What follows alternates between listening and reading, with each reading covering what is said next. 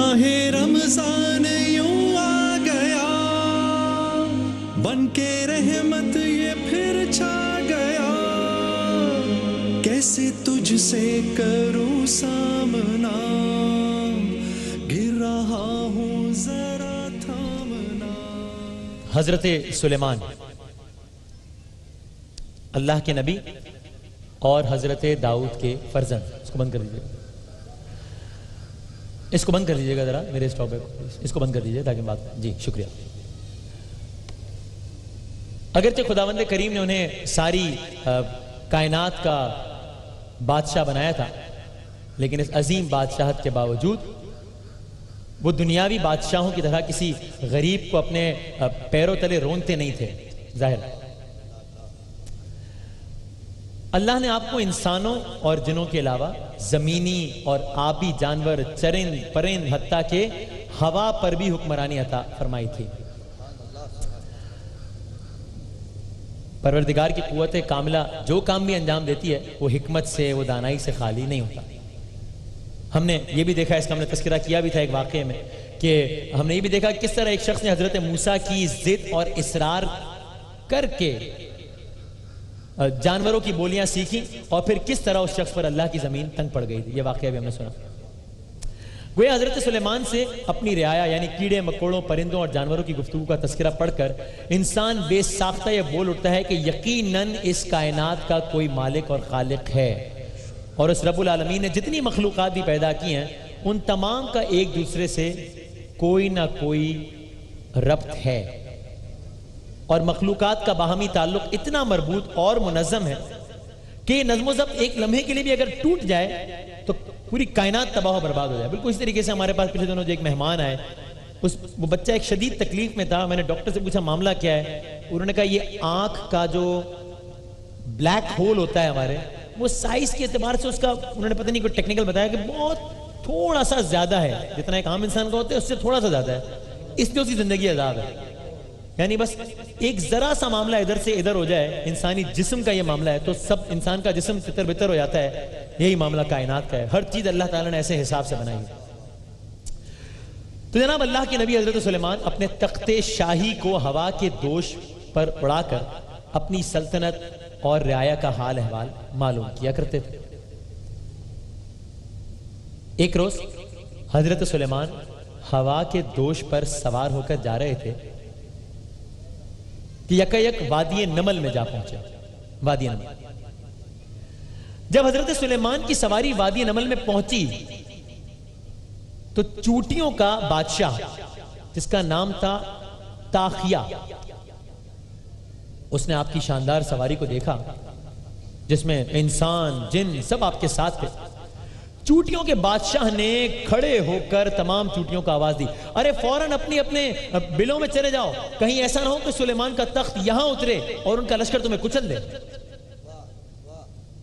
اپنے بادشاہ کی آواز سن کر تمام چھوٹی چھوٹی چوٹیوں نے انتہائی اجرت کے ساتھ اپنے اپنے بلوں میں گھسنا شروع کر دیا۔ ایک جملہ کہہ دوں یہاں رک کر کہ اس ننھی سی مخلوق خدا کا نظم و ضبط دیکھ کر انسان جو کہ اشرف المخلوقات ہے اس کے نظم و ضبط کا بھانڈا پھوٹتا دکھائی دیتا ہے کبھی کیا جانوروں کا، چوٹیوں کا نظم و ضبط دیکھ۔ اگرچہ تمام چوٹیاں بلوں میں چلی گئیں لیکن چوٹیوں کے بادشاہ کی بات ہوا نے حضرت سلیمان کے کانوں تک پہنچا دیا۔ حضرت سلیمان نے سنا، تبسم فرمایا، حکم دیا، تخت اسی وادی نمل میں اتار دیا گیا۔ تخت اتارا گیا۔ حضرت سلیمان نے حکم دیا، چوٹیوں کے بادشاہ کو میرے پاس بلایا جائے۔ بلایا گیا۔ حضرت سلیمان نے چوٹیوں کے بادشاہ کو اپنے داہنے ہاتھ پر بٹھایا۔ چوٹیوں کے بادشاہ کو اپنے داہنے ہاتھ پر بٹھایا۔ محسن بھائی، وسیم بھائی، چوٹیوں کے اس بادشاہ کا مقدر بہرحال اتنا تو قابل رشک ہے نا کہ جسے اپنے نبی کے دستے مبارک پر بیٹھنے کا شرف حاصل ہوا ہے۔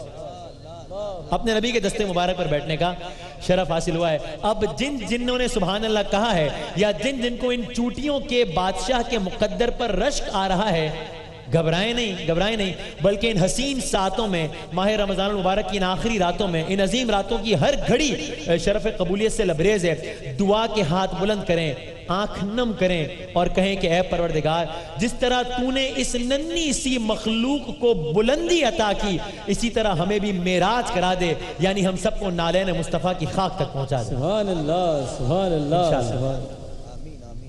اور میری یہ التماس ہے، کیونکہ مجھے یقین ہے کہ یہ دعا رد نہیں ہوگی انشاءاللہ، نہیں ہوگی انشاءاللہ۔ تو میری التماس ہے کہ اگلے سال، چونکہ اب آپ لوگوں سے گفتگو کا بس 2-3 اس طرح کے مواقع اور ملنے اور پھر یہ بزم یہ سب ختم ہے، تو میری التماس ہے کہ اگلے سال اس ساتھ کے آنے تک آپ میں سے جو بھی حضرت محمد مصطفیٰ صلی اللہ علیہ وآلہ وسلم کی چوکھٹ تک پہنچے تو وہ ہم سب کو دعاؤں میں ضرور یاد رکھے، اور اگر پہلے ہمارے مقدر کا ستارہ چمک گیا ہم آپ کو دعاؤں میں یاد رکھیں گے، یہ وعدہ رہا انشاءاللہ۔ تو جناب اب آپ کو یاد ہے کہ چوٹیوں کا بادشاہ کہاں بیٹھا ہے؟ حضرت سلیمان کے داہنے ہاتھ کی ہتھیلی۔ حضرت سلیمان نے اسے پوچھا، میرے لشکر کو آتا دیکھ کر اپنی چوٹیوں کو کیوں کہا کہ بلوں میں گھس جاؤ کہ تمہیں سلیمان کا لشکر رون نہ ڈالے؟ کیا تمہیں معلوم نہیں میں خدا کا بھیجا ہوا نبی ہوں، اور یہ ممکن ہی نہیں ہے کہ میں مخلوق خدا پر ظلم کروں؟ حضرت سلیمان کے ہاتھ پر کون بول رہا ہے؟ چوٹیوں کا بادشاہ۔ بھائی مجبوری ہے، میں کیا کروں، بے چین طبیعت ہر حسین نظارے کا ربط عشق مصطفیٰ سے جوڑ دیتی ہے۔ جن کے ہاتھوں پر چونٹی بول اٹھے یا چونٹیوں کا بادشاہ بول اٹھے اسے سلیمان کہتے ہیں، جس کے دست نبوت پر پتھر بول اٹھے انہیں مصطفیٰ کہتے ہیں۔ سبحان اللہ، سبحان اللہ، سبحان اللہ، سبحان اللہ۔ حضرت سلیمان نے فرمایا، تجھے معلوم نہیں اللہ کا نبی ہوں؟ چونٹیوں کے بادشاہ نے کہا معلوم ہے آپ اللہ کے نبی ہیں۔ کہا پھر کیوں کہا، اپنی چونٹیوں کو بلوں میں جانے کا حکم کیوں دیا؟ خوبصورت جواب دیا، اور جواب سے ثابت کر دیا کہ یاد رکھو میں ایک صغیر مخلوق ضرور ہوں، حقیر مخلوق نہیں ہوں۔ بارہ کیا جواب دیا؟ کہا نبی اللہ، پہلی بات تو یہ ہے کہ جو بھی کسی گروہ یا قوم کا ذمہ دار ہو، جو کہ وہ چوٹیوں کا بادشاہ تھا، جو بھی کسی گروہ کا یا قوم کا ذمہ دار ہو اسے چاہیے کہ خطرے کے وقت پہلے اپنی قوم کو بچا لے۔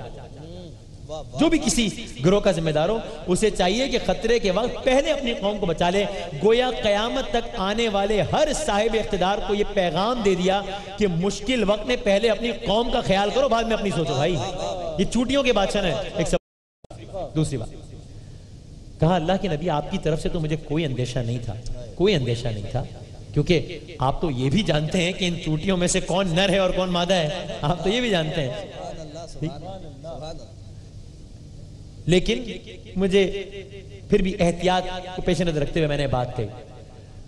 یہ اس کی گواہی انشاءاللہ تاریخ کے اوراق دیں گے، فقط فرط جذبات یا دوش خطابت میں بات نہیں کر رہا۔ جس طرح حضرت سلیمان ایک چونٹی کا چہرہ جانتے ہیں، جس طرح اس نے کہا نا آپ تو یہ بھی جانتے ہیں نر چونٹی کون ہے، مادہ کون سی ہے، جس طرح حضرت سلیمان ایک چونٹی کا چہرہ جانتے ہیں، اسی طرح فخر سلیمان آقائے دو جہاں محمد مصطفیٰ صلی اللہ علیہ وآلہ وسلم ایک غلام کا چہرہ جانتے بھی ہیں، پہچانتے بھی ہیں۔ سبحان اللہ، سبحان اللہ۔ حدود طائر صدرہ حضور جانتے ہیں، حدود طائر صدرہ حضور جانتے ہیں، کہاں ہے عرش معلا حضور جانتے ہیں، اور بروز حشر شفاعت کریں گے چن چن کر ہر ایک غلام کا چہرہ حضور جانتے ہیں۔ یا میں اس طرح کہہ دوں اس شعر کو کہ بروز حشر شفاعت کریں گے وہ، لیکن بروز حشر شفاعت کریں گے وہ، لیکن اگر ہوا یہ عقیدہ حضور جانتے ہیں، یہ عقیدہ بھی شرط ہے۔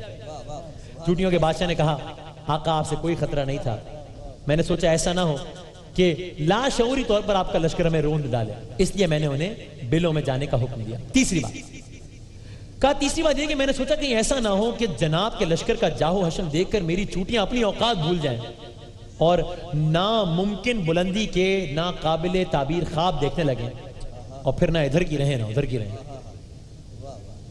اگر سلیمان علیہ السلام کے جاہو حشم تک پہنچنا ممکن نہیں ہے تو میرے مصطفیٰ کے مرتبے تک کوئی کیسے پہنچ سکتا ہے؟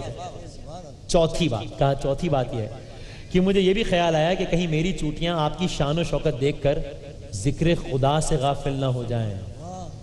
اللہ اکبر۔ اب پتہ چلا کہ اس قادر مطلق کی چھوٹی سے چھوٹی مخلوق بھی ہر وقت اس کے سامنے سجدہ ریز ہے. سبحان اللہ سبحان اللہ. حضرت سلیمان کو اس کے جواب بڑے پسند آئے. بڑی دلچسپ بات. حضرت سلیمان نے عذراہ کرم ایک سوال کیا اس سے. عذراہ کرم کیونکہ اب نبی خدا کے ہاتھ میں ہے, شاید تھوڑی سی بے تکلفی ہو گئی, تو عذراہ مذاق نہیں, عذراہ مذاق تو ہم بات کرتے ہیں. عذراہ کرم ایک سوال کیا. کیا سوال کیا حضرت سلیمان نے اسے ایک سوال کیا, یہ بتا تیری حیثیت زیادہ ہے یا میری؟ تیری حیثیت زیادہ ہے یا میری؟ جتنا منفرد سوال اتنا ہی منفرد جواب. کہا قبلہ اس وقت تو میری حیثیت زیادہ ہے. کیا بات. اس وقت تو میری حیثیت زیادہ ہے. پوچھا کیسے؟ کہا وہ ایسے کہ اس وقت جہاں آپ بیٹھے ہیں وہ ہیرے جواہرات کا تخت ہے, جہاں میں بیٹھا ہوں وہ اللہ کے نبی کا دست مبارک ہے. اس وقت میری حیثیت ہے, اس وقت میری حیثیت ہے. تو یاد رکھیے چوٹیوں کا بادشاہ نعوذ باللہ اپنی حیثیت خدا کے نبی سے بڑھا نہیں رہا تھا, بلکہ اپنے طریقے سے اپنے نبی سے والہانہ محبت کا اور عشق کا اظہار کر رہا تھا. مورخین نے لکھا ہے کہ جب وادی نمل میں پہنچا اس وقت حضرت سلیمان کا تخت کوئی 3 میل کی بلندی پر تھا. 3 میل کی بلندی پر تھا. حضرت سلیمان نیچے اترے, تخت زمین کے ساتھ لگ گیا, ہاتھوں کو بلند کیا. کتنا بلند کیا ہوگا؟ اتنا بلند کیا ہوگا, اتنا بلند کیا ہوگا, اتنا بلند. لیکن ہمیں سلیمان علیہ السلام کے ہاتھوں کا احترام اپنی جگہ واجب الاحترام ہے, لیکن ہمیں مصطفیٰ کے قدموں تک پہنچنا ہے. ہمیں کسی کے ہاتھ نہیں, ہمیں مصطفیٰ کے قدموں تک پہنچ کر معراج حاصل کرنے کی خواہش ہے, کیونکہ مجھے معلوم ہے کہ یہ قدم اتنے بلند, اتنے بلند, اتنے بلند, کتنے بلند, اتنے بلند کہ ان قدموں کی ابتدا سدرۃ المنتہا. گفتگو ختم کر رہا ہوں. میرے آقا کہاں تک پہنچے؟ چاند تارے ہی کیا دیکھتے رہ گئے. چاند تارے ہی کیا دیکھتے رہ گئے. ارے ان کو ارض و سما دیکھتے رہ گئے.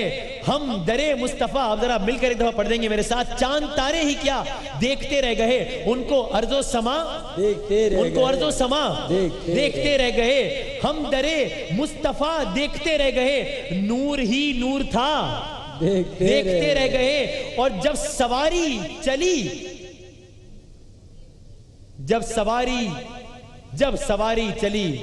جبرائیل امین, جب سواری چلی جبرائیل امین صورت نقش پا دیکھتے رہ گئے. اور آخری شعر, جب سواری چلی جبرائیل امین صورت نقش پا دیکھتے رہ گئے. اور وہ گئے عرش پر, وہ گئے عرش پر, اور روح الامین سدرۃ المنتہا دیکھتے رہ گئے.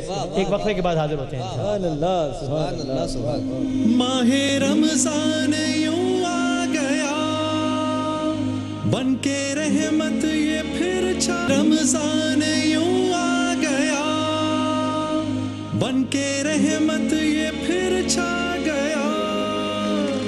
کیسے تجھ سے کروں سامنا, گر رہا ہوں ذرا تھامنا. السلام علیکم. خیریت سے آپ لوگ؟ آپ لوگوں نے ایسے جواب دیا جیسے میں کوئی اسکول ٹیچر ہوں اور آپ لوگ یہاں پہ کوئی سبق پڑھنے آئے ہیں. اچھا جی, آپ لوگوں کی تشریف آوری کا بہت شکریہ. ایک دفعہ اپنے لیے تالیاں بجاتے ذرا, آپ لوگوں کے آنے سے بڑا ہمارا حوصلہ بڑھتا ہے. پنجاب اسمبلی کے اسپیکر کا نام بتائیں. سوگو کا گفٹ ہیمپر. پنجاب اسمبلی کے اسپیکر کا نام؟ وسیم بھائی نہیں ہے پنجاب اسمبلی کے اسپیکر, نہیں. پنجاب اسمبلی کے اسپیکر کا نام یہ پتہ ہی نہیں کسی کو. تمہیں پتہ ہے کیا نام ہے؟ مائی آپشن ہے فخر امام. یہ کون ہے؟ یہ ہے نا سر. آپشن آپشن ہمایوں سعید یا احسن خان ہیں؟ ہمایوں سعید. کیا ہو رہا ہے؟ میں تم لوگ سحری کر رہے ہو یہاں. پنجاب اسمبلی کا اسپیکر ہمایوں سعید. ہاں, میں بھی شیاد یا نیلم منیر. کون ہے پنجاب اسمبلی کا اسپیکر؟ نیلم مشیر. نیلم منیر. کیا کر رہے ہیں آپ لوگ؟ کیا ہو رہا ہے صبح صبح میرے ساتھ آج؟ ہاں, احسن خان. احسن خان. سر یہ تو اداکار ہیں. تو آپ کیوں نام لے رہی ہیں ان کا, کیوں کہہ رہی ہیں؟ آپ کے ساتھ کمال ہو گیا. ہاں, کون کوئی نہیں ہے؟ ہی نہیں کوئی اسپیکر, کوئی اسپیکر نہیں. پنجاب اسمبلی ایسی چل رہی ہے. ملک اگر ایسے چل سکتا ہے تو اسمبلی کیوں نہیں چل سکتی؟ صحیح بات ہے. آپشن میں, اچھا ان آپشن میں سے کوئی نہیں. ہاں یہ بات ہے بھائی. پنجاب اسمبلی کا اسپیکر, کیا پنجاب اسمبلی کا اسپیکر خراب ہو گیا ہے؟ کوئی ہے ہی نہیں اسپیکر خراب. اچھا میں بتاتا ہوں آپشن. ہاں کیا ارے ہاں اچھا نہیں میں بتا رہا ہوں نا سوال. آپشن پنجاب اسمبلی کا اسپیکر, ارے 3 منٹ تو یہیں ضائع ہو گئے. پنجاب اسمبلی کے اسپیکر کا نام رانا آصف ہے یا رانا محمد اقبال ہے؟ رانا محمد اقبال, بالکل ٹھیک. نواز شریف اور شہباز شریف صاحب میں سے بڑے بھائی کون ہیں؟ میں نہیں ہوں, یہ ان دونوں میں سے کوئی ایک ہے. نواز شریف بڑے بھائی ہیں. 100 کا گفٹ نمبر دے دیں. اچھا بھائی, اسلام کی پہلی درسگاہ کا نام بتائیں. کرشی کا گفٹ نمبر. اسلام کی پہلی درسگاہ کون سی ہے؟ کرشی کے گفٹ نمبر. کرشی کے بھاری گفٹ نمبر, اتنے بھاری کی حد نہیں. یہ پیچھے دے دو بھائی, پیچھے دو, یہ آپ کے لیے. ہاں بھائی, ارے بیٹھ تو جاؤ. اسلام کی پہلی درسگاہ کا نام, پیچھے دے دو. ہاں شیر سناؤ. شیر. ان کے دیکھنے سے منہ پہ آ جاتی ہے رونق. غلط. سب مل کر بولیں غلط. کیوں غلط؟ ایسے کیسے غلط؟ ایسے غلط. کیا غلط پڑھ رہی ہے؟ ہم ہوئے تم ہوئے کہ میر ہوئے, سب تیری زلفوں کے اسیر ہوئے. سب مل کے بولیں. یہ بھی غلط, یہ میر کا ہے. وزن سے باہر. تیسرا سنائیں. میں آپ کی طرف سے سنا دوں. گروہ عاشقاں پکڑا گیا ہے. گروہ عاشقاں پکڑا گیا ہے, جو نامہ بر رہے ہیں ڈر رہے ہیں. یہ شعر سب بولیں بالکل صحیح. تالیاں بجائیں میرے لیے. بازی رقیہ کو واحد کا پنکھا. چلو ہے آپ نے کچھ بھی تو آپ سوال کا جواب نہیں. آپ کو تو اسلام کی پہلی درسگاہ کون سی ہے؟ کیا کروں پھر میں؟ آپشن خانہ کعبہ. نہیں دارالارقم. نہیں. ماں کی گود. ارے کیا ہو گیا یار, اسلام کی پہلی درسگاہ کہہ رہا ہوں. صفہ یا مسجد قباء؟ مسجد قباء. اب اس میں بھی غلط بتا رہی ہیں تو میں کیا کروں؟ صفہ ہے لیکن آپ یہ سرما والا کا گفٹ نمبر رکھ لیں اس کے باوجود بھی. ہاں کیا پنکھا چاہیے؟ پنکھا دو. 5 منٹ رہ گئے. پنکھا دو. پنکھا چاہیے. انوریکس کا پنکھا. ٹھیک ہے, اور کوئی حکم میرے لائق؟ موبائل. میرے تو سب مانگنے. حضرت حوا کا نام حوا کس سے رکھا تھا؟ بی بی حوا کا نام کس سے رکھا تھا؟ سرما والا کا گفٹ. نیچے بھی جانا ہے, ٹائم کم ہے. میں تمہارے لیے شعر سنانا چاہتی ہوں. میرے لیے شعر جلدی سے, 3 منٹ رہ گئے. عزت ناہید کی ہڑتال. شعر تو سننے دو. اچھا شعر یہ تو سننے دو. اس عزت ناہید کی ہڑتانے دیپک شعلہ سا لپک جائے, آواز تو دیکھو. کچھ سمجھ نہیں آیا, لیکن سرما والا کا گفٹ نمبر آپ کے لیے. شعر نہیں سن سکتا کیوں موبائل رکھنا ہے؟ ویسے ہی تالیاں بجا دیں ان کے لیے. پاکستان میں آخری مرتبہ مردم شماری کب ہوئی تھی اور کیوں ہوئی تھی اور کتنے بجے ہوئی تھی اور کیسے ہوئی تھی؟ پاکستان میں آخری مرتبہ مردم شماری کس سال میں ہوئی تھی بتائیں؟ 1998 میں ہوئی تھی یا سن 2000 میں ہوئی تھی؟ یار آپشن دے رہا ہوں اس میں بھی سب غلط بتا رہے ہیں. 99 تو آپشن ہی نہیں دیا میں نے. کب ہوئی تھی؟ پاکستان میں مردم شماری آخری مرتبہ 1998 میں ہوئی تھی. واحد کا پنکھا دے دیں. چلو بھائی آخری سوال پہ نیچے جا رہا ہوں میں. یہاں آ رہی ہے ہوا صحیح. انقرہ کس ملک کا دارالحکومت ہے؟ انقرہ کس ملک کا دارالحکومت ہے؟ کچھ دے ہمیں گفٹ. کچھ دے ہمیں. آپ جواب دیں ہمیں, ہم کچھ دیں آپ کو. جواب ایسے تو کوئی نہیں دے رہا آج کل. بیٹا موبائل دے دو, بزرگوں نے مانگا ہے. یہ پنکھا آپ رکھیں, پنکھے سے کام چل جائے گا. ایک موبائل بھی دے دیں. موبائل بھی دے دیں. ٹھیک ہے جی, تالیاں بجا دیں. نیچے جا رہے ہیں. ہاں چلو بھائی, یہ سیڑھیاں ٹوٹ نہ جائیں کہیں. اچھا, جنگ آزادی کس تاریخ کو شروع ہوئی تھی بتاؤ؟ سارے مشکل سوال یہاں کروں گا. زہرا سافٹ کے کچھ گفٹ نمبر. جنگ آزادی کس تاریخ کو؟ بیٹھ جاؤ بھائی بیٹھ جاؤ. یہ خطرناک ہے بہت. والنٹیئر بتا رہا ہوں آپ کو, ان سے کوئی بولنا نہیں پنگا. ہاں بھائی, جنگ آزادی کس تاریخ کو شروع ہوئی تھی؟ جنگ آزادی کس تاریخ کو شروع ہوئی تھی؟ بینجامن سسٹرز. کیمرہ دکھاؤ. بینجامن سسٹرز. 3 آپ تینوں کا آپس میں کیا تعلق ہے؟ فرینڈ ہیں. تو ایک تھان کا کپڑا اس لیے خریدا تھا کہ سستا پڑے. بچت کرنے کے لیے، اس لیے ہم بھی آپ کو تکیہ دیں گے. تکیہ یہ پکڑو، 2 تکیے سے 3 دو نہیں یہ پہلے اس کے علاوہ دوسرا نام بعد میں دوں گا. پہلے ایک تکیہ اور دوسرا تکیہ. ہاں تینوں ایک تھان کا کپڑا خریدا تاکہ سستا پڑے. اب یہ انور ایکس کے 2 آپ لوگ لے لیں. ٹھیک ہے. جنگ آزادی کس تاریخ کو شروع ہوئی تھی؟ ہاں 1857. کس نے بتایا؟ کس نے بتایا؟ وہ بتا رہا ہے کزن ہے میرا، تو اس میں کیا بڑی بات ہے؟ ہر آدمی کسی نہ کسی کا کزن ہوتا ہے. میں نے ہی بتایا سر. تو یہ پورے خاندان نے مشاورت کی اس جواب سے پہلے. کزن ہے اس کا. کون ہے؟ کزن. کزن. کزن کزن کو دیں یا بندے کو دیں نام؟ کیا کریں؟ دونوں کو دیں. دونوں کو دیں. صوفی کا گفٹ نمبر ان کو دیں، صوفی کا گفٹ نمبر ان کو بھی دیں. ہیں کیا؟ آپ ہی کو بھی دیجئے کچھ. آپ ہی کو دیں، آپ ہی کو بھی دیں. وہاں والی آپیوں کا کیا قصور، ان کو بھی دیں کچھ نہ کچھ. اچھا محمد بن قاسم نے سندھ پہ کم. ارے سوال تو رہ گیا پچھلا، پتہ نہیں کیا کیا تھا. ہاں نہیں ہو گیا. شیر شیر شیر 1 منٹ رہ گیا. شیر شیر یہ آپ کے لیے اور جنید بھائی انکل کے لیے. نہیں، یہ صرف میرے لیے سناؤ بھائی. چلے صرف آپ کے لیے. ارے جنید بھائی آ گئے. نہیں جنید بھائی کے لیے سناؤ یار. جنید بھائی تو بڑی میری نگاہ محبت ہے. مجبور کرتی ہے تیرا دیدار کرنے کو، نگاہ مجبور کرتی ہے تیرا دیدار کرنے کو، یہ دل مجبور کرتا ہے تجھ سے پیار کرنے کو. ارے واہ. یہ شعر صرف جنید بھائی کو سنا دو بھائی. میرے حالات اتنے خراب نہیں ہوئے ابھی. کیوں بھائی لکھ لو. ہاں کیا؟ اچھا بیٹھ تو جائیں. اس کو کس جرم کی سزا ہے؟ شعر مائک تو مائک میں پکڑ دوں. ہاں سنائیں. دعا دل سے کی جاتی ہے زبان سے نہیں، قبول ان کی بھی ہوتی ہے جن کی زبان نہیں ہوتی. واہ. یہ بات کرے گا؟ Hello hello hello. بابا جانی کو سلام کرو. ہیلو دوبارہ بولیں. دوبارہ بولیں. بابا جانی کو، بابا جانی کو سلام کرو. نہیں کر رہا. بابا جانی کو سلام. جاتے جاتے 30 سیکنڈ رہ گئے ہیں. سرما والا کا گفٹ ہیمبر آپ کے لیے. استری کرو استری. ہمیشہ ہر کام امی سے نہیں کرواتے، خود بھی کرتے ہیں. صوفی کا گفٹ ہیمبر. واحد کا پنکھا. انور ایکس کا پنکھا آنٹی کے لیے. ایک وقفے کے بعد دوبارہ حاضر ہوتے ہیں انشاءاللہ. ماہ رمضان یوں آ گیا، بن کے رحمت یہ پھر چھا گیا.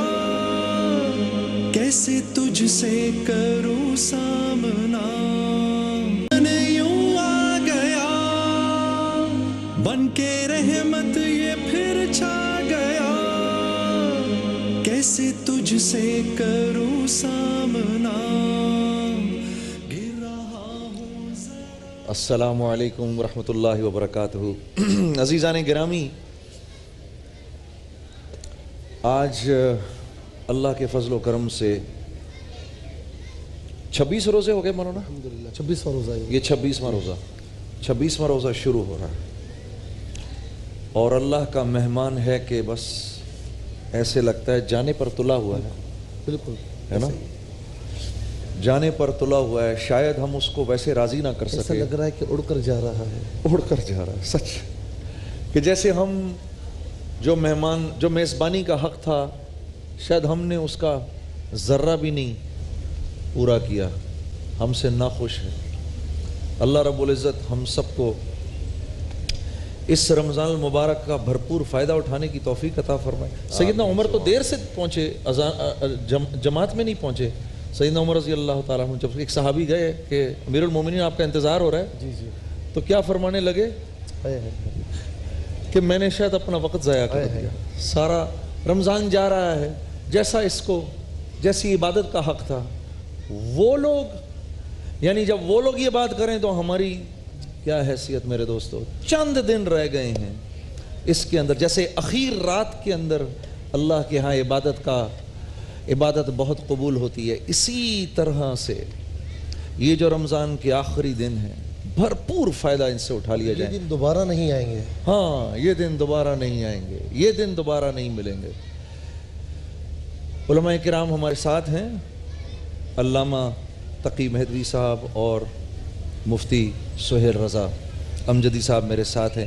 حضرت آج موضوع ذرا میں نے ایسا لیا ہے کہ کچھ الفاظ ہم سنتے رہتے ہیں، جیسے حکمت. تو میری آڈینس جاننا چاہتی ہے کہ یہ کیا چیز ہے حکمت؟ بسم اللہ الرحمن الرحیم. اللہم صلی علی سیدنا ومولانا محمد وعلى آلہ واصحابہ وبارک وسلم۔ پہلی جو بات آپ نے تمہیدی طور پر بیان فرمائی، میں اس میں یہ کہوں گا کہ اگرچہ اس کی ہم نے قدر نہیں کی، لیکن چونکہ کریم کا مہمان ہے نا، تو یہ بھی کریم ہوگا انشاءاللہ، یہ بھی رحیم ہوگا انشاءاللہ۔ دوسری بات یہ ہے کہ قرآن کریم میں اللہ رب العالمین فرماتا ہے ادعو الی سبیل ربک بالحکمہ، کہ اپنے رب کی طرف بلاؤ۔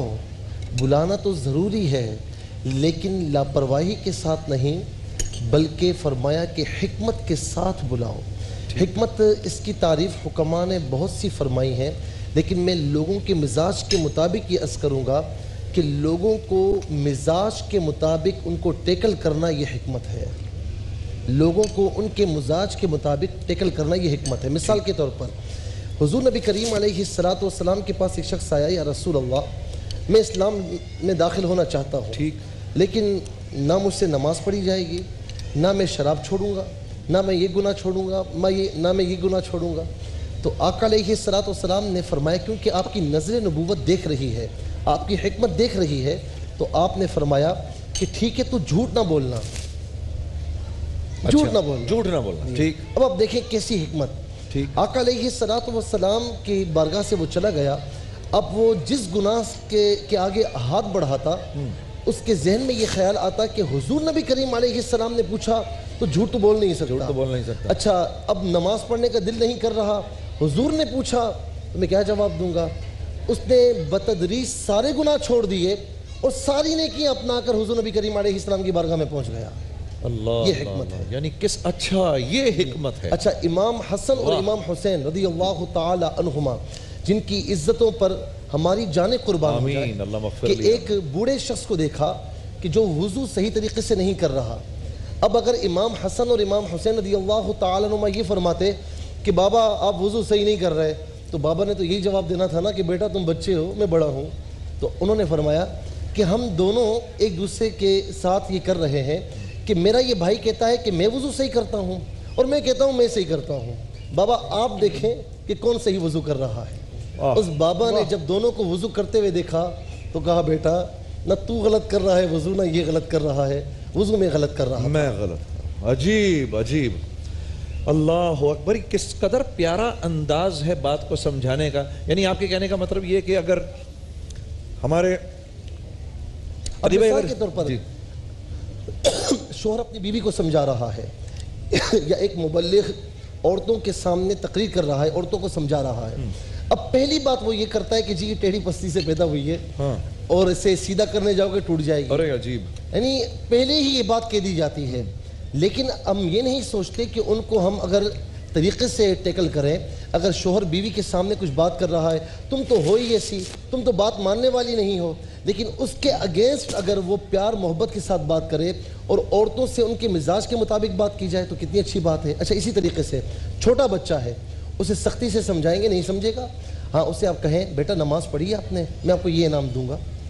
باپ اپنے بیٹے سے کہے، ماں اپنے بیٹے سے کہے بیٹا نماز پڑھو میں یہ انعام دوں گا، آپ یہ نیکی کرو میں آپ کو یہ انعام دوں گا۔ آج وہ انعام کے لالچ میں کرے گا، کل اللہ تبارک و تعالیٰ کی رضا کے لالچ میں کرے گا، رضا کے لالچ میں کرے گا۔ بہت بہترین۔ اچھا تقی بھائی، بالکل اس سے میں ایک اپوزٹ آپ سے کوشچن، یعنی آپ یہ سمجھئے کہ جیسے میں بے حکمتی کی تو کوئی بات نہیں کر رہا، اللہ رب العزت میری حفاظت کرے، ہم تو حکمت لا علم ہیں آپ حضرات ماشاءاللہ علم والے، ہماری رہنمائی فرمائیے کہ اگر دین کی دعوت حکمت سے نہ دی جائے، اگر دین کی دعوت حکمت سے نہ دی جائے تو کیا یہ چانس ہے کہ اس کے منفی اثرات مرتب ہوں؟ بالکل۔ اعوذ باللہ من الشیطان الرجیم، بسم اللہ الرحمن الرحیم۔ حکمت کی اگر انسان تعریف سمجھ لے تو بہت سارے مسائل ویسے ہی حل ہو جاتے ہیں۔ ایک چیز ہوتی ہے کہ انسان ظاہر کے مطابق ایک حکم دیتا ہے اور ظاہر کو دیکھتے ہوئے جو مسائل ہوتے ہیں وہ بیان کرتا ہے، لیکن حکمت اسے کہتے ہیں کہ انسان سطحی مسائل سے ہٹ کر عمیق مسائل کی طرف توجہ کرے اور اس کے دور اندیشی کے جو نتائج ہیں اس کی طرف نگاہ کرتے ہوئے کوئی کام کرے۔ پیغمبر اکرم صلی اللہ علیہ وسلم نے جب دعوت توحید کا آغاز کیا ہے تو وہاں پر یہ نہیں کہا کہ تم شراب نوشی چھوڑ دو، یہ نہیں کہا کہ تم اپنے بچوں کو جو قتل کرتے ہو اس کے یہ رسم جو ہے وہ تمہاری بہت گندی اور خراب رسم ہے لہٰذا اس کو چھوڑ دو، ابتدا میں پیغمبر اسلام نے فرمایا قولوا لا الہ الا اللہ تفلحوا، تم لا الہ الا اللہ کہنے والے ہو جاؤ، فلاح پا جاؤ گے۔ نہ نماز کی بات ہے، نہ روزے کی بات ہے، نہ حج کی بات ہے، نہ زکوٰۃ کی بات ہے، کسی اور بات کو پیغمبر اکرم نے بیان نہیں فرمایا، کیونکہ بنیاد کو دیکھا ہے۔ اور یہی دیکھیں جناب لقمان علیہ السلام جب قرآن مجید نے کہا وَلَقَدْ آتَيْنَا لُقْمَانَ الْحِكْمَةَ أَنِ اشْكُرْ لِلَّهِ وَمَنْ يَشْكُرْ فَإِنَّمَا يَشْكُرُ لِنَفْسِهِ، کہ ہم نے لقمان کو حکمت عطا کی ہے۔ یعنی دینے والا بھی کون ہے؟ ہمارے ہاں تو ہر گلی میں ہر محلے میں لگا دیا جاتا ہے کہ فلاں حکیم اور فلاں حکیم۔ یہ لقمان وہ حکیم ہے کہ جن کو خدا نے حکیم بنایا ہے۔ سبحان اللہ۔ جب انہوں نے اپنے بیٹے کو نصیحتیں کی ہیں تو اس کا آغاز بھی یہی کیا، دیکھیں توحید کے سب سے پہلے نصیحت فرمائی، وَإِذْ قَالَ لُقْمَانُ لِابْنِهِ وَهُوَ يَعِظُهُ يَا بُنَيَّ لَا تُشْرِكْ بِاللَّهِ إِنَّ الشِّرْكَ لَظُلْمٌ عَظِيمٌ۔ اور کیا خوبصورت انداز ہے کہ یاد کرو اس وقت کو کہ جب لقمان اپنے بیٹے کو نصیحت کرتے ہوئے فرماتے ہیں اے میری جان۔ دیکھیں کتنا خوبصورت انداز ہے۔ حکمت کا یہ طریقہ ہے کہ جب انسان نصیحت بھی کر رہا ہے تو یہ نہیں کہ فلاں کام کر لو فلاں کام نہ کرو، اس سے جہنم ہو جائے گا اور اس سے جنت میں تم چلے جاؤ گے، یہ انداز اختیار نہیں کیا جاتا۔ یا بنیا، اے میری جان، اے میرے لال، اے میرے بیٹے، اے میرے پیارے بیٹے، لا تشرک باللہ، اللہ کا شرک اختیار نہ کرو۔ پھر اس کے بعد لاجک بیان کی، ان الشرک لظلم عظیم، بہت بڑا ظلم، کیونکہ شرک سب سے بڑا ظلم ہے، لہذا تم اس سے پہلے رکو۔ پھر اس کے بعد دیکھیں جو ترتیب رکھی ہے، یا بنیا ان تک مثقال حبۃ من خردل، یعنی اگر تم ایک رائے کے دانے کو بھی فی صخرۃ او فی السماوات او فی الارض، اگر تم اسے پہاڑ کے اندر بھی چھپاتے ہو یا آسمان میں ڈال دیتے ہو یا زمین میں گاڑ دیتے ہو، یأتی بہ اللہ، پروردگار اسے بھی پیش کرے گا۔ کیسی تو یعنی آغاز کیا ہے توحید سے، پھر اس کے بعد قیامت کا تذکرہ ہے، پھر اس کے بعد آپ دیکھیں جو نصیحتوں کا آغاز یعنی آگے جو بڑھ رہا ہے، مشکل باتیں ہیں وہ ایک دم نہیں فرمائی، بالکل یہی میں عرض کرنا چاہ رہا ہوں۔ محبت سے حرمت کس طرح ہوئی؟ بالکل شرارت کی حرمت کے بارے میں جو مثال میں عرض کرنا چاہ رہا ہوں۔ میں آپ حضرات کو یہاں ذرا سا روکنا اس لیے چاہتا ہوں کیونکہ ہم نے فوراً بریک لینی ہے، لیکن میں یہ ہماری جتنی آڈینس بیٹھی اور جتنے ہمارے بھائی بہن گھروں پر اس وقت موجود ہیں، میں آپ کے سامنے یہ بات عرض کرنا چاہتا ہوں کہ یہ ایک انتہائی ضروری عنوان ہے کہ اگر خیر کی بات بھی کرنی ہے تو لاٹھی لے کے نہیں مارنا، اس کو کس طرح کرنا ہے یہ ہم ان دو حضرات گرامی سے انشاءاللہ یہ جو ہماری اذان کے بعد جو مجلس لگے گی اس میں انشاءاللہ پوچھیں گے۔ ابھی بریک کی طرف چلتے ہیں، اذان فجر۔ ماہ رمضان یوں آ گیا بن اللہ اکبر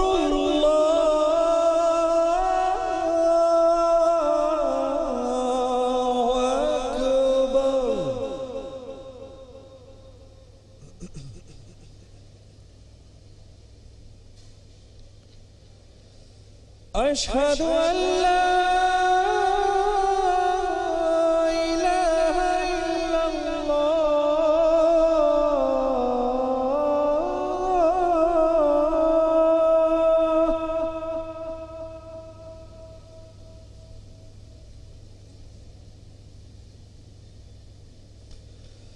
اشہد ان لا الہ الا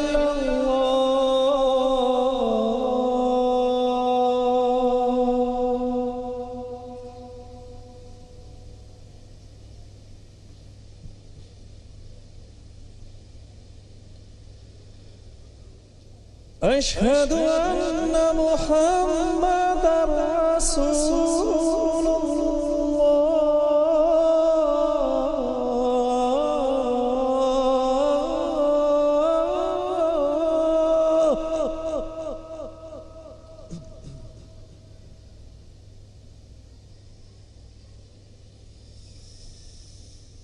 اشہد ان محمد رسول اللہ،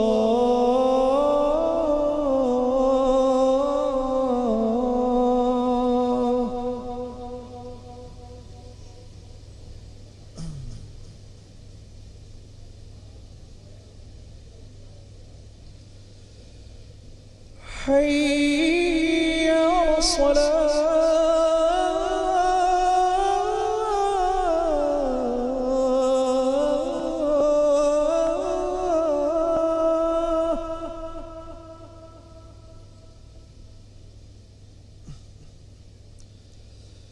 حي على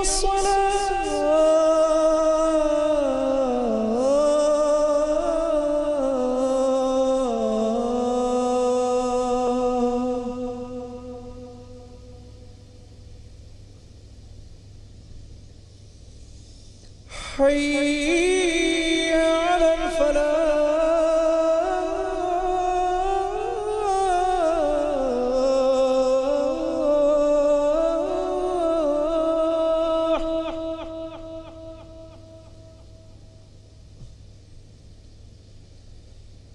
حي على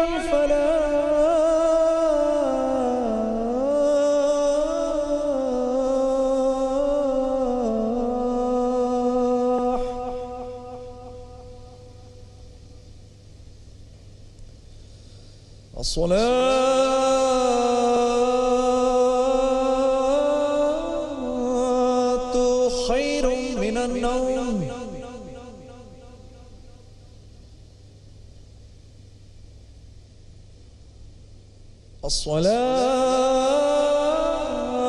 الصلاة خير من النوم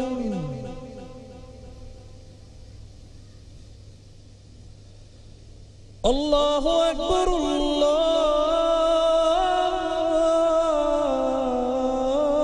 الله أكبر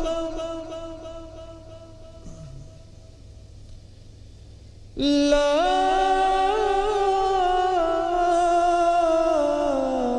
إله إلا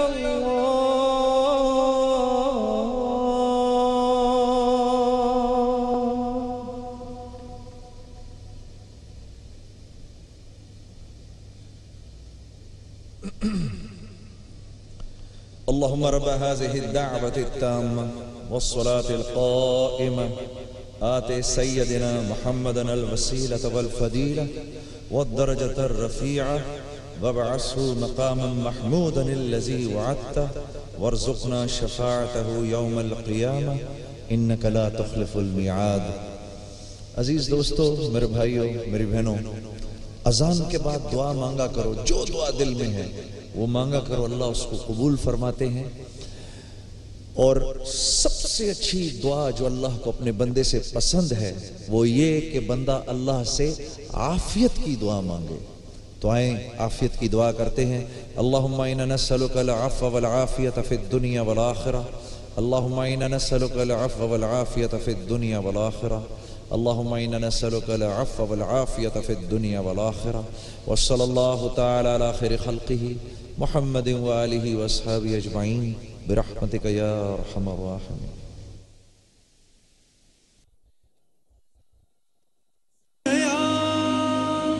بن کے رحمت یہ پھر چھا گیا، کیسے تجھ سے کروں سامنا، گر رہا ہوں. عزیزان گرامی، السلام علیکم ورحمۃ اللہ وبرکاتہ. امید ہے آپ سب نے سحری کر لی ہوگی، اپنی نماز پڑھ لی ہوگی. اللہ رب العزت آپ کی ہماری نمازوں قبول فرمائے، ہمارے روزوں قبول فرمائے. 26واں روزہ اب شروع ہو چکا ہے. اچھا، جب ہم ابھی سحری کے دسترخوان پہ تھے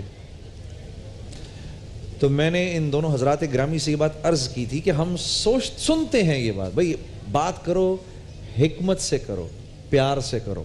بھئی اگر شوہر بھی بیوی کو کوئی بات سمجھانا چاہ رہا ہے حکمت سے کریں. شوہر بیوی کو تو چھوڑو، اگر ماں اپنے بچے کو کوئی بات سمجھا رہی ہے پیار سے حکمت سے سمجھاؤ. بھائی بہن کو کچھ سمجھا رہا ہے، بہن اپنے بھائی کو کوئی بات سمجھا رہی ہے، بیوی اپنے شوہر کو کوئی بات بتا رہی ہے، حکمت سے. حکمت سے جو بات کی جائے گی کتنی ہی چاہے سخت کیوں نہ ہو، سامنے والا اس کو لے لے گا. اس کے برعکس، جیسے یہ حضرات فرما رہے تھے، اس کے برعکس اگر آسان سے آسان بھی، سہل سے سہل بات بھی، اس کے اندر اگر غصے کا اور اس کے اندر اگر سامنے والے کی تضحیق کا عنصر ہوگا تو وہ کر رہا ہوگا تو کرتے کرتے چھوڑ دے گا. تو علامہ تقی مہدوی صاحب اس پر بات کر رہے تھے، اس وقت وقت کی تھوڑی کمی تھی. تقی بھائی آپ کچھ فرمانا چاہ رہے تھے؟ میں یہ عرض کر رہا تھا کہ جو امر بالمعروف اور نہی عن المنکر سے منسلک موضوع ہے اور تبلیغ سے منسلک موضوع ہے، تو اس کے اندر وہاں جہاں بہت ساری باتوں کو دیکھا جاتا ہے، انسان نصیحت کرنے والا ہو تو پہلے خود عمل کرنے والا بھی ہو، اور جب نصیحت کی جائے تو آپ نے جس طریقے سے بیان فرمایا کہ پیار محبت سے اچھے انداز سے اسے سمجھایا جائے، تو اس کے اندر ایک حکمت کا عنصر بہت زیادہ اہمیت رکھتا ہے۔ حکمت کو اگر ہم بہت سادہ سے الفاظ میں بیان کرنا چاہیں تو یہ ہوگا کہ ایک مختصر سے جملے کے اندر آپ پورے انسان کو تبدیل کر دیں، ایک چھوٹی سی بات کہیں اور پورا انسان تبدیل ہو جائے۔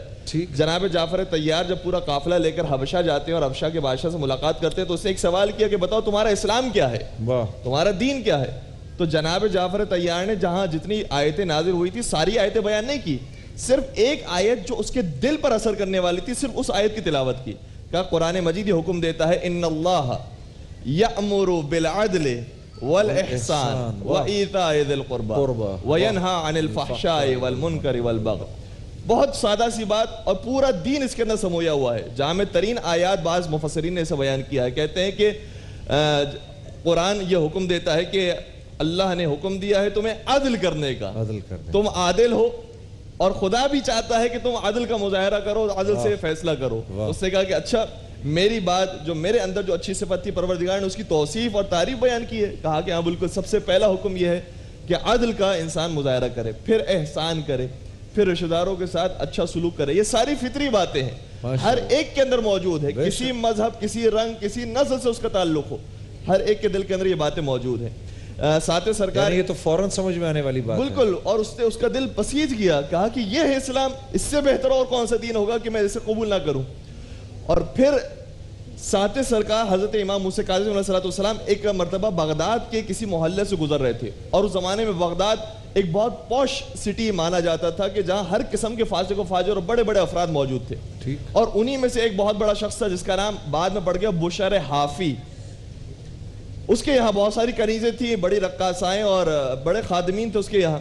کسی کام سے اپنی کنیز کو بھیجا باہر کے کچرا پھینک کر آؤ، اور اسی موقع پر ساتھ امام موسیٰ کاظم علیہ السلام وہاں سے گزر رہے تھے، تو جو کچھ گانوں کی آواز آئی اور محسوس کیا کہ یہاں پر رقاصائیں جو ہے وہ نامحرم اور مخلوط محافل موجود ہیں، تو صرف اتنا سوال کیا کہ تو بتا کہ جو یہاں کا رہنے والا ہے اور جو صاحب خانہ ہے وہ کوئی غلام ہے یا آزاد ہے؟ تو کہا کہ کیسا سوال ہے یہ؟ ظاہر سی بات ہے کہ وہ کسی غلام تو نہیں ہوگا جس کے بعد اتنی ساری کنیزیں ہوں، رقاصائیں، ساری چیزیں ہوں۔ کہا کہ ہاں مجھے یہی محسوس ہوا کہ وہ کوئی آزاد ہے، کسی کا غلام نہیں ہے۔ یہ جملہ کہا اور آگے بڑھ گئے۔ عجیب عجیب۔ اور جو اس ملاقات کے اندر تھوڑا سا توقف آیا اور تھوڑا سا وقفہ آ گیا، جب یہ اندر پہنچی تو اس کے جو آقا تھا اور مولا تھا اس سے سوال کیا کہ تم کس کے ساتھ محو گفتگو تھی؟ کہا کہ ایک شخص آئے، اس سے سوال کیا کہ یہاں کا جو رہنے والا ہے وہ آزاد ہے یا غلام؟ میں نے کہا کہ آزاد ہی ہوگا، غلام کیسے ہو سکتا ہے؟ تو اس سے یہ جملہ کہا کہ ہاں لگتا ہے کہ وہ آزاد ہے، کسی کا غلام نہیں ہے۔ بس یہ جملے ایسے اثر کیے اس کے دل پر۔ کہتا ہے کہ کہنے والا کون تھا؟ بیان کیا کہ وہ ابھی مسجد کی طرف جا رہے ہیں۔ یہ باہر نکلا ننگے پیر اور اس محبت اور عقیدت کے ساتھ امام کے قدموں میں پڑ گیا، اور پھر کہا جاتا ہے کہ جب یہ ایمان لے کر آیا اور صحیح دینداری کے اس نے اپنایا تو چونکہ ننگا پیر گیا تھا، پا برہنہ گیا تھا امام سے ملاقات کے لیے، تو پھر جہاں جہاں بغداد کی گلیوں میں گزرتا تھا ہمیشہ پا برہنہ گزرتا تھا، اور وہاں جانور بھی فضلہ اپنا نہیں گراتے تھے کہ جہاں سے گزرا کرتا تھا۔ عجیب عجیب عجیب۔ کبھی کبھار ایک مختصر سا جملہ ہوتا ہے لیکن حکمت کے ساتھ ہوتا ہے، پوری زندگی انسان کی بدل جاتی ہے۔ وہ ایک مشہور واقعہ ہے کہ ایک مؤذن تھا، آزان دی جب اس نے، میں لیتا ہوں ابھی آپ کو، میں اصل میں چاہ رہا ہوں کہ اس کے بالکل اپوزٹ بات مفتی صاحب سے پوچھیں۔ مفتی صاحب یہ جو آج کا نوجوان دور ہے دین سے، ہمارے علماء کرام تو یہ کہنا تو بہت ہی ایک انتہائی سخت نازیبہ بات ہے کہ ہمارے علماء کرام کیا حکمت نہیں ہے ان کے پاس؟ میں یہاں پر ایک بات کروں جنید بھائی کہ ہمیں اپنی خامیاں بھی سامنے رکھنی چاہیے۔ ٹھیک، کہ ہمیں یہ نظر آتا تھا کہ علماء میں یعنی ائمہ میں اور نوجوان طبقے میں خلیج ہے، ٹھیک، جو ایک یوں سمجھ لیجیے کہ وہ خلیج علماء سے نوجوانوں کو دور سے دور کرتی چلی جا رہی تھی۔ یہ الحمدللہ ایک میڈیا آیا اور ARYQ TV کے ذریعے الحمدللہ ہوا تو خلیج دور ہوئی، اور الحمدللہ اب نوجوان قریب آنا شروع ہوا۔ QTV نے ایک بہت بڑا کردار ادا کیا ہے یقیناً، اور ہم اسے محسوس بھی کر رہے ہیں اور آپ کو بھی تجربہ ہو رہا ہوگا۔ بے شک۔ مسئلہ یہ ہے کہ ایک نوجوان ہے، اگر میں اس سے یہ کہوں کہ یعنی ابھی اس کی داڑھی بھی نہیں, وہ نماز سے بھی دور ہے, اسے کچھ پتہ نہیں ہے, اور میں اسے کہوں وہ داڑھی رکھ اور بالکل اسلامی لباس پہن, مشکل ہو تو میرے خیال سے وہ کبھی بھی میرے قریب نہیں آئے گا. یا میں اسے لوگوں کے سامنے یعنی چمگویاں کروں یا اسے تان و تشنیع کا نشانہ بناؤں, یا وہ آئے اور میں صحیح طریقے سے ملوں بھی نہیں, میرے خیال سے کہ وہ قریب آنے کا سوچ بھی رہا ہوگا نا تو دور ہو جائے گا. اب یہاں پر میں ایک واقعہ سناؤں گا کہ ایک بہت بڑے اللہ کے ولی ایک مقام پر پہنچے تو وہاں پر ایک رقاصہ رہا کرتی تھی, یہ پرانے زمانے کی بات ہے. تو مریدین نے کہا کہ حضور یہ بڑی بد کردار ہے, یہ ہے وہ ہے, آپ بدعا فرمائیے اس کے لیے. آپ نے دعا کے لیے ہاتھ اٹھائے کہ مولا اس کو آخرت کی خوشی عطا فرما. مریدین نے کہا کہ حضور والا کیسی بات کر رہے ہیں, آپ اس کے لیے آخرت کی خوشی کی دعا کر رہے ہیں. فرمایا دنیا میں توبہ کرے گی تو آخرت میں خوش رہے گی نا. یہ فرمانا تھا اور وہ عورت بھاگتی بھی آئی اور اللہ کے حضور توبہ کی, سب کے سامنے توبہ کی کہ آئندہ میں انشاءاللہ نیک بنوں گی. یہی وجہ ہے کہ آج اگر نوجوان ہمارے قریب آتا ہے اور میں سوچتا ہوں کہ یہ نماز نہیں پڑھتا, یہ دین سے دور ہے, مجھے چاہیے کہ سب سے پہلے پیار محبت کے ساتھ کہ بیٹا نماز پڑھ, ٹھیک بیٹا نماز پڑھ, پیار محبت. میں کہتا ہوں کہ وہ نماز کا عادی جب ہوگا نا وہ ادھر ادھر دیکھے گا کہ یار میں نماز صحیح نہیں پڑھ رہا, مجھے نماز سیکھنی چاہیے, میں وضو کر رہا ہوں وضو صحیح نہیں کر رہا, مجھے وضو سیکھنا چاہیے, اور بتدریج دھیرے دھیرے وہ خود بخود دین کے قریب آ جائے گا. آپ اسے بنیاد سمجھائیں, اور ہمارے یہاں یہ بھی ہوتا ہے کہ بنیاد سمجھانے سے پہلے ہی اسے ایسی باتیں سکھا دیتے ہیں کہ نماز تو وہ نہیں پڑھے گا لیکن اپنے علاوہ وہ دوسرے کو مسلمان ہی نہیں سمجھے گا. یعنی آپ کے کہنے کا مطلب پہلی جماعت کے بچے سے کہتے ہیں کہ 10ویں جماعت کا سوال حل کر. ہاں ایسا نہیں ہوتا, پہلے ہی اس کو اتنی مشکل بات کر دیں گے. اور یہاں پر ایک بادشاہ نے خواب دیکھا, دیکھیں حکمت کیا ہے. ایک بادشاہ نے خواب دیکھا, اس خواب کی تعبیر یہ نکل رہی تھی کہ اس بادشاہ کی ساری اولاد کا انتقال ہو جائے گا. ایک معبر کو بلایا, اس سے پوچھا کہ کیا تعبیر ہے, کہا کہ حضور آپ کی ساری اولاد مر جائے گی. اسے قید خانے میں ڈال دیا. دوسرے کو بلایا, وہ سمجھدار تھا, اس نے کہا حضور والا آپ بڑے خوش نصیب ہیں, اللہ تعالیٰ آپ کو طویل زندگی عطا فرمائے گا اور آپ کو یہ موقع عطا فرمائے گا کہ آپ اپنی اولاد کے لیے دعائیں مغفرت کریں گے. اسے انعام دیا. عجیب عجیب عجیب. آپ کچھ فرما رہا تھا بالکل کہ حکمت کا اس قدر اثر ہے. اب جو آپ نے جو جملہ بیان فرمایا کہ انسان جو ہے وہ ایک دن میں چاہتا ہے کہ 10 سال کا کورس وہ سکھا دے. حضرت ایک جملہ کروں گا, ہمارا معاملہ کیا ہے, کلمہ پڑھ ورنہ گولی ماروں گا, یہ نہیں ہونا چاہیے. یعنی اس پر مسلط نہ ہونے دیں, آپ اس کو اتنا پیار محبت سے سمجھائیں کہ وہ خود بخود دین سے قریب آ جائے. اچھا, اس سلسلے میں کئی سارے وہ واقعات آپ کے میں تقریباً آپ سے ایک سوال کرتا ہوں اور یہ میرے اپنے سامنے بالکل یہ میرے اپنے سامنے ہوا. اچھا ایک منٹ, سب سے پہلے تو میں ایک بڑا ضروری سوال آپ دونوں حضرات سے کر لوں کہ مجھے ایک میری بہن نے یہ مسئلہ میرے سے پوچھا ہے کہ روزے کے درمیان ڈائلسس ہو سکتی ہے؟ روزے کے درمیان ڈائلسس ظاہر ہے کہ اس میں خون یعنی کیا خون چینج ہوتا ہے اور خون لگایا بھی جاتا ہے. بالکل بالکل.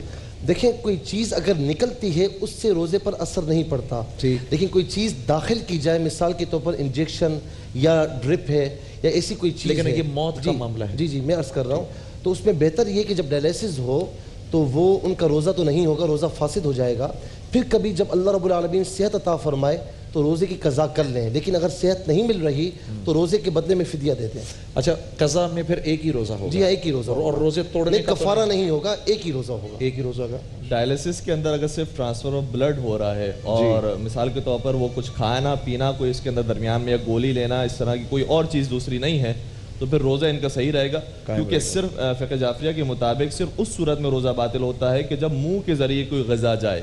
اگر انجیکشن کے ذریعے, ڈرپ کے ذریعے یا جس طریقے سے آپ نے بیان فرمایا ڈائلسس کے ذریعے اگر جاتی ہے اس طرح سے کوئی چیز خوراک بھی حتیٰ اندر جاتی ہے, انسان طاقت کی انجیکشن بھی اگر لینا چاہے تو آغا سیستانی کے مطابق جو ہے وہ لی جا سکتی ہے, اس کے اندر کوئی مذائقہ نہیں. کوئی مذائقہ نہیں.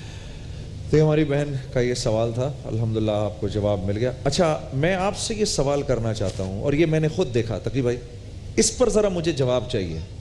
اس وقت تو میں نے مجھے میرے سامنے ایک دوست سے ملنے گیا, اس نے یار میرے بیٹے کو سمجھاؤ یار نماز نہیں پڑھتا.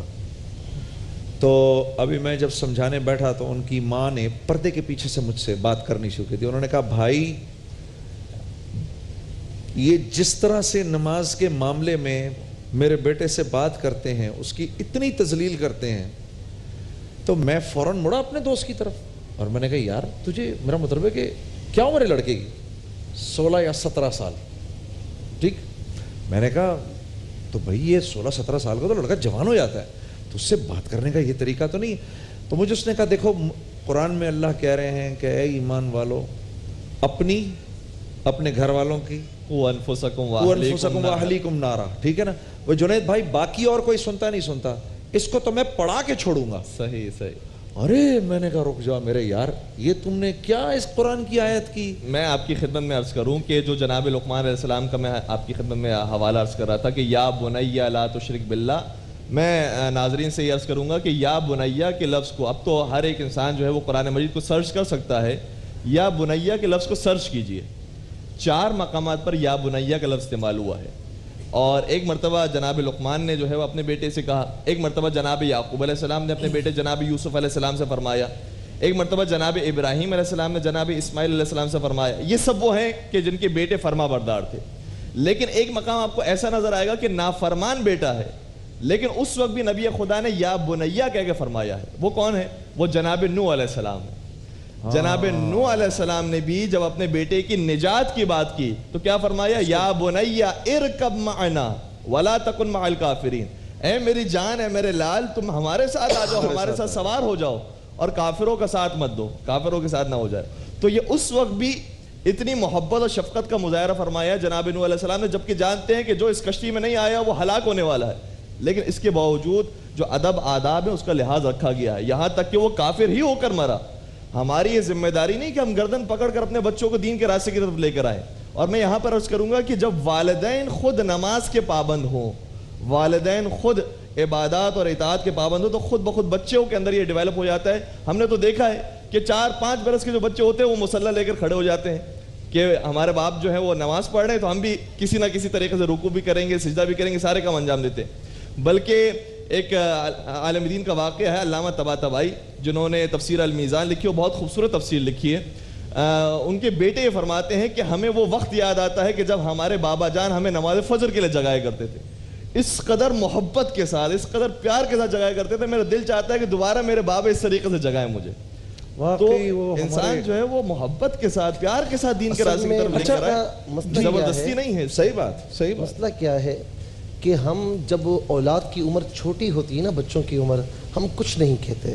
وہ بڑوں سے بدتمیزی کر رہا ہے, کسی کام پر دھیان نہیں دے رہا. میں اصل میں یہی پوچھنے والا تھا. ہم کہتے ہیں یار بڑا پیارا بچہ ہے, بڑا تیز بچہ ہے, یار یہ تو بڑا ہو کر پتہ نہیں کیا بنے گا. امام غزالی فرماتے ہیں کہ جب بچہ پیدا ہوتا ہے, اس وقت نظر آ رہا ہوتا ہے کہ جب بڑا ہوگا تو یہ بہت بدتمیز نکلے گا, یہ نظر آ رہا ہوتا ہے اس وقت. جو فوراً بڑوں کو جواب دے تو والدین خوش ہوتے ہیں, بڑا تیز بچہ ہے, بڑا تیز ذہن ہے اس کا, بڑا اچھا مائنڈ ہے اس کا, اور یہ کچھ اور بنے گا. یہ امام غزالی فرماتے ہیں کہ جب بچہ پیدا ہوتا ہے, پیدائش سے لے کر 7 سال تک کھلونا ہے. پھر فرمایا کہ 7 سال سے لے کر 15 سال تک خادم ہے اپنے والد کا, اور 15 سال کے بعد یا دوست ہے یا دشمن ہے. عجیب. اب 15 سال کے بعد آپ اسے سمجھائیں گے, کیا سمجھے گا وہ نہیں. 15 سال تو بچپن ہی سے اس نوخیز پودے کی آبیاری عبادات سے کیجئے, تو انشاءاللہ آپ دیکھیں کیا بنے گا وہ. اچھا, میں ایک شیخ الحدیث حضرت مولانا زکریا صاحب رحمہ اللہ, ایک اللہ والے, ان کی میں سوانح پڑھ رہا تھا, تو لکھتے ہیں کہ مجھے میرے والد صاحب نے کہا بیٹا وہ ذرا تکیہ لے آنا. ٹھیک ہے, ابھی جو میں قصہ سنانے والا ہوں نا, بلکہ مجھے ابھی سناتے ہوئے بھی میں یوں گھبرا رہا ہوں کہ اس قصے کو سنانے کے بعد جو کل پھر سوشل میڈیا پہ میرے ساتھ ہونی ہے, لیکن یہ تصویر کا ایک رخ ہے, اور میں اس پہ آپ دونوں سے جواب بھی چاہتا ہوں. کہتے ہیں تو میں نے اپنے ابا سے کہا, ابا وہ جو میرا تکیہ ہے, تو کہا اس بات کو سن کے میرے ابا نے میرے منہ پر اتنی زور کا تھپڑ مارا کہ میرا تکیہ کیا مطلب, یعنی ابھی اس عمر میں ہی 10 سال کی عمر میں تیرے اندر میں آ گئی ہے, میرا تکیہ. تو فرماتے ہیں کہ آنے والے وقتوں میں جو میری باپ کی تربیت تھی جیسی بھی تھی, آج ساری دنیا مجھے شیخ الحدیث کہتی ہے, اور میں آج بھی سوچتا ہوں کہ میرے باپ کی اگر تربیت میرے پیچھے نہ ہوتی تو میں شاید وہ مقام زندگی بھر حاصل نہ کر سکتا جو آنے والے وقتوں میں نے حاصل کیا.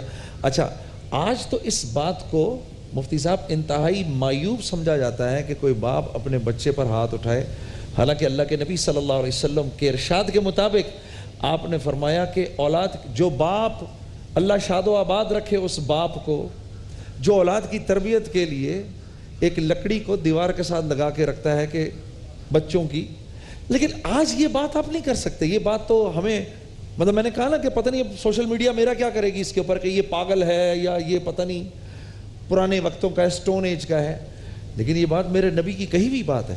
آپ حضرات کیا فرمائیں گے اس پہ؟ دیکھیں مسئلہ یہ ہے، میں بات 2 منٹ رہ گئے ہمارے پاس حضرت، ایک آپ سے اوپینین لوں گا، ایک آپ سے لوں گا. میں بات وہی کروں گا کہ ہم نے اپنے بچوں کو اتنی کھلی چھوٹ دی ہے کہ سختی کا عنصر ہی چلا گیا. مجھے یاد ہے کہ میں جب حفظ کر رہا تھا تو بڑی استاد ماریں صاحب نے کھائی ہوں گی کہا، آپ نے؟ نہیں ایک ہی مار کھائی ہے. اچھا، وہ کس بات پہ مجھے استاد صاحب نے کہا کہ جمعے کو آپ مجھے سنانے کے لیے آنا منزل. میں بچہ تھا، 11-12 سال عمر تھی. میں نے کہا نہیں مجھے کہیں اور جانا ہے. میں چلا گیا. ہفتے کو جب پہنچا تو مجھے کافی مارا. میں اپنے والد صاحب کے پاس آیا، میں نے کہا کہ ابا مجھے مارا ہے. ابا نے کہا چلو. میں بڑا خوش ہوا کہ جان چھوٹی. بچہ تھا میں. جب وہاں پر گیا تو ابا نے کہا کہ آئندہ بھی اگر اس نے ایسا کیا تو اسے مارنا، اسے حافظ بنانا ہے. اگر آج استاد اگر بھولے سے کہیں سختی کر لے تو باپ پہنچتا ہے کہ تو نے ہاتھ کیسے لگایا، میرے بچوں کو آنکھ کیسے دکھائی، یہ میری آنکھوں کا تارا ہے. ارے آنکھوں کا تارا تو ہے، وہ استاد آپ کی آنکھوں کا تارا بنانے ہی جا رہا ہے.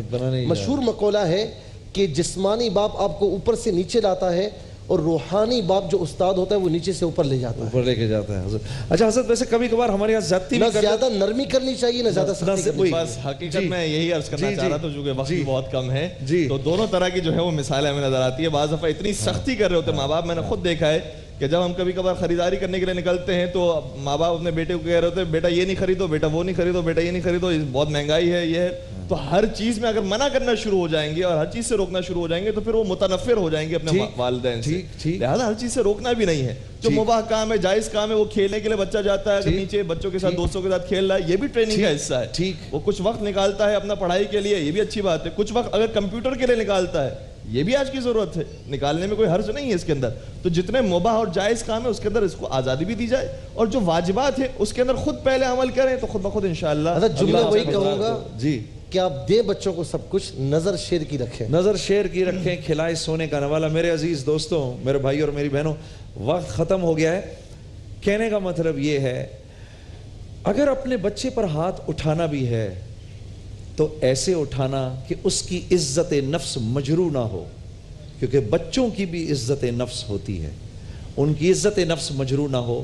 حتی الامکان کوشش یہ ہو کہ بچے پر ہاتھ اٹھانا نہ پڑے. میں اور میرا بھائی بہت شرارتی تھے، بڑی مار کھائی ہم نے اپنے ابا جی سے، وہ تھے بھی ملٹری کے اندر، تو ہم نے مارے بھی خوب کھائیں. ہمارے بعد کی ہماری اولاد اللہ کا شکر ہے ٹھیک نکل آئی، ہمیں انہیں مارنے کی ضرورت نہیں پڑی. تو یہ ضروری نہیں کہ مارنا ہی ہے اس کو، ہو سکتا ہے پیار سے بھی لوگ بات سنیں.